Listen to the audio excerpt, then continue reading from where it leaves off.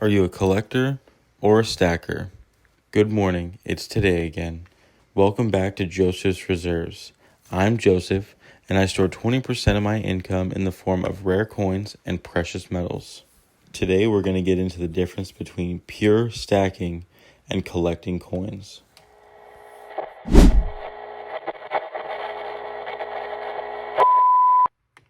Alright, it is day 9 for counting 5 pounds of copper pennies. I'm up to 45 pounds now, and we still have more to count. But before we get too far into the video, let's take a second to recognize Emmanuel for being the first to comment on my video yesterday. If you want your name shouted out in a video, make sure you get to the comments first. So today we're getting into the difference between collecting and stacking. Most of us don't just buy coins. We identify with how we approach them. Some people proudly call themselves stackers. There's a comfort in that word. It means discipline, it means showing up week after week and turning your work, your income, the fruits of your labor into precious metals. Stackers care about weight and purity and consistency. How many ounces am I adding? Is it pure metal? And can I keep doing this for years and years and years? There's a sense of control in stacking. You don't need to know everything. You don't need to be perfect or try timing everything right. You just keep building. Collectors feel something slight different.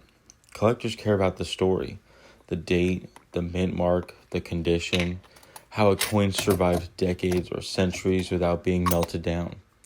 To a collector, two coins that weigh exactly the same can feel completely different in the hand. One feels common and the other one feels special. And here's the important part. Neither approach is better, but they just speak to different instincts. Stacking is about security and accumulation, where collecting is about connection and preservation. What I've learned is that you don't have to give up one identity to learn from the other. A stacker can stay a stacker and still quietly benefit from thinking like a collector. And a collector can preserve and even grow their collection by thinking like a stacker. Let's see if we can find some examples. Here I have some Englehard rounds and some Casa de Moneda de Mexico rounds as well. Some stackers might recognize these as some bullion to stay away from. These are typically recognized as higher premium bullion, especially the Englehard. However, those that do recognize the Casa de Moneda de Mexico rounds, they'll know that these are even more higher premium than the Englehard. These rounds were actually made by Mexico in 1979 and 1980, and they were the first mass-produced 1-ounce bullion to be made by a country. Now, Mexico did try to make some in the early 50s, but they were never mass-produced and distributed. So where this information becomes useful is if you were ever in a coin shop and you saw these 3 rounds, this one vintage generic round, the Casa de Moneda de Mexico round, and an Englehard selling all at the same price, would you know which one to pick up? The first instinct by a stacker might even be the Englehard. However, to get the most value into your stack, you would want to pick up this round from Mexico. So then how could a collector benefit from thinking like a stacker? Well, in that scenario, let's say the coin shop owner did know the difference between these 3 coins and they priced them differently.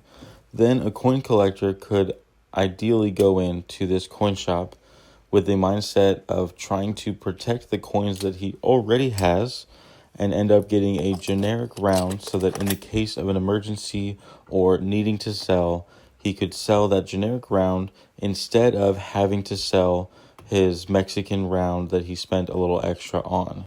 So how does one learn about all these specific coins and rounds to be on the lookout for? Well, the answer is quite simple. YouTube, right? I mean, that's where most of us go. It's where you're on right now to learn. But there's also reference books. These are a little bit more reliable. They're usually from a reputable brand like Whitman.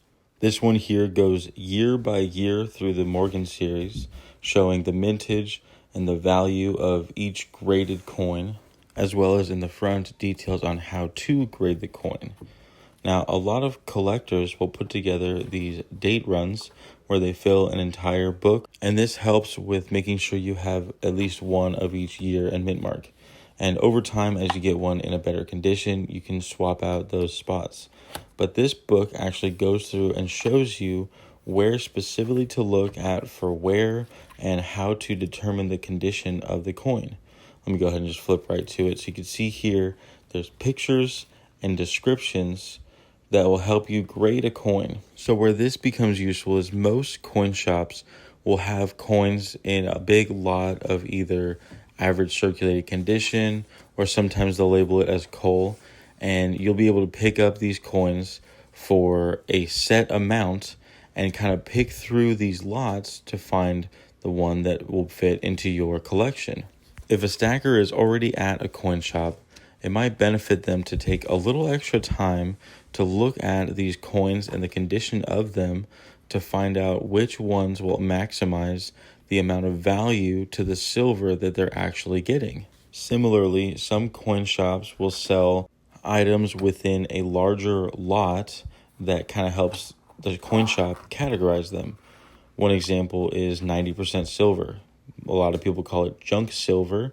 And sometimes things like this $50, the seated Liberty $50 from the 1850s are kind of bulked into this 90% junk silver.